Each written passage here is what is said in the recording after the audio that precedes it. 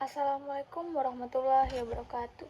Salam sejahtera untuk kita semuanya. Perkenalkan, nama saya Putri Tiara Dewi dengan NIM 2104518. Di sini saya akan menyampaikan topik tentang masalah karakter anak di sekolah. Karena banyak kita temui, karakter anak merupakan aspek penting dalam perkembangan individu yang mempengaruhi perilaku, sikap, dan interaksi sosial mereka. Di lingkungan sekolah, karakter yang baik dapat membantu anak tersebut beradaptasi, bersosialisasi, dan mencapai prestasi akademik. Namun, berbagai masalah karakter sering muncul di kalangan aspek-aspek atau di kalangan anak-anak tersebut yang dapat berdampak negatif pada perkembangan mereka ini. Dalam hal ini, saya akan membahas tentang karakter yang umum terjadi di sekolah, penyebabnya, dan solusi yang dapat kita ambil untuk mengatasi anak tersebut. Masalah karakter yang pertama itu yaitu kurangnya rasa hormat. Sikap tidak hormat terhadap guru dan teman sebaya seringkali menjadi masalah di sekolah. Anak-anak yang tidak menghargai otoritas atau rekan mereka dapat menyebabkan ketegangan dan konflik di dalam kelas tersebut. Sikap ini bisa muncul dari lingkungan keluarga yang kurang mendukung atau pengaruh teman sebaya yang negatif. Yang kedua, ada yang namanya perilaku agresif. Perilaku agresif, baik dalam bentuk fisik maupun verbal, merupakan masalah serius di banyak sekolah.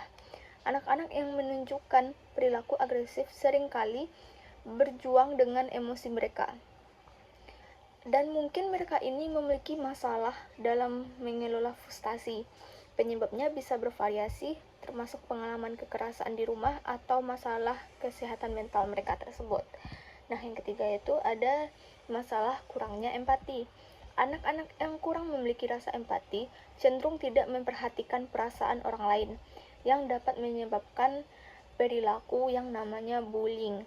Bully ini adalah masalah yang merusak dan berdampak pada kesehatan mental dan emosional korban, serta dapat menciptakan suasana yang tidak aman di sekolah.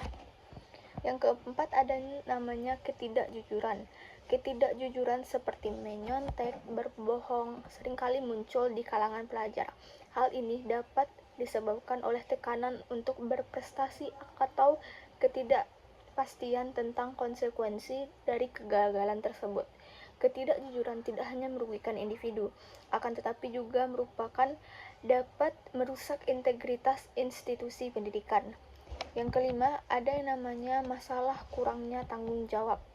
Banyak anak menunjukkan kurangnya rasa tanggung jawab terhadap tugas dan kewajiban mereka, seperti mereka telah diberikan tugas oleh guru mereka, akan tetapi mereka mengerjakannya di sekolah, sedangkan tugas tersebut harusnya dikerjakan di rumah.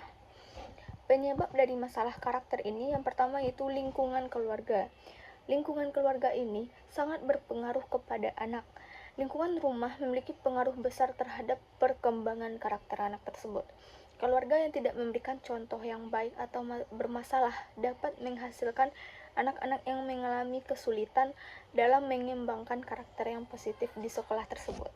Nah, yang kedua itu dan namanya pengaruh teman sebaya. Banyak sekarang ini anak-anak terpengaruh karena teman-teman sebayanya.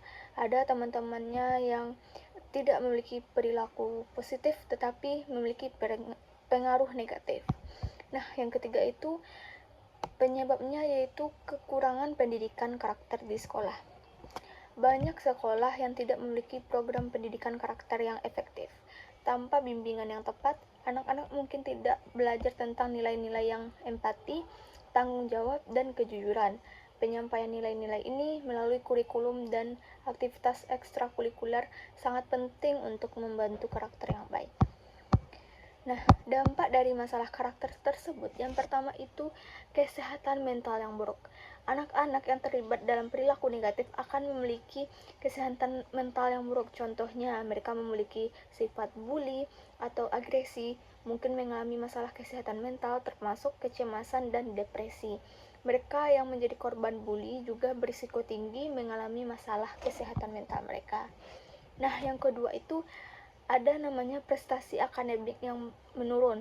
Jika anak tersebut memiliki karakter yang negatif, maka akademiknya pasti akan menurun.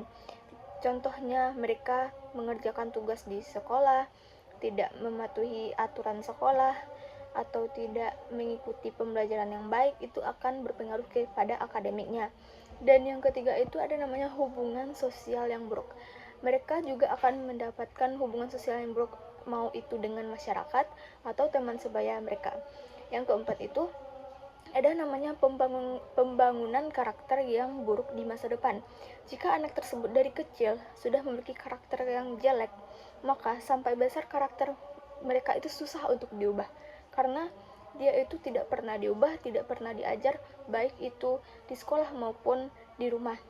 Ataupun jika mereka sudah diajarkan oleh rumah, di rumah mereka itu untuk memiliki karakter yang baik dan di sekolah sudah diajarkan untuk berkarakter yang baik, mungkin saja pengaruh mereka itu terdapat dari teman sebayanya yang mengakibatkan mereka ini terbawa arus oleh teman sebayanya. Solusi untuk mengatasi karakter ini yang pertama itu pendidikan karakter di sekolah. Sekolah harus mengintegrasikan pendidikan karakter dalam kurikulum merdeka. Dan kedua itu ada namanya keterlibatan orang tua. Orang tua harus terlibat dalam pendidikan karakter anak-anak mereka. Dan yang ketiga itu ada namanya mendorong keterlibatan dalam aktivitas ekstrakurikuler. Jadi daripada anak itu banyak bermain, mending anak itu banyak mengikuti ekstrakurikuler karena mereka akan mendapatkan sisi positif dan akan bisa berteman dengan sebayanya yang baik-baik. Nah, jadi kesimpulan dari topik yang saya sampaikan ini, masalah karakter anak di sekolah adalah isu yang kompleks dan multifaset. Dengan memahami penyebab dan dampaknya, kita dapat mengambil langkah-langkah yang tepat untuk mengatasi masalah ini. Dengan pendekatan yang tepat, kita dapat membantu anak-anak tersebut untuk berkembang menjadi individu yang bertanggung jawab, empatik, dan jujur yang akan bermanfaat bagi masyarakat secara keseluruhan. Baiklah, cukup sekian topik yang bisa saya sampaikan. Jika ada salah kata dan kurangnya, saya mohon maaf. Wassalamualaikum warahmatullahi wabarakatuh.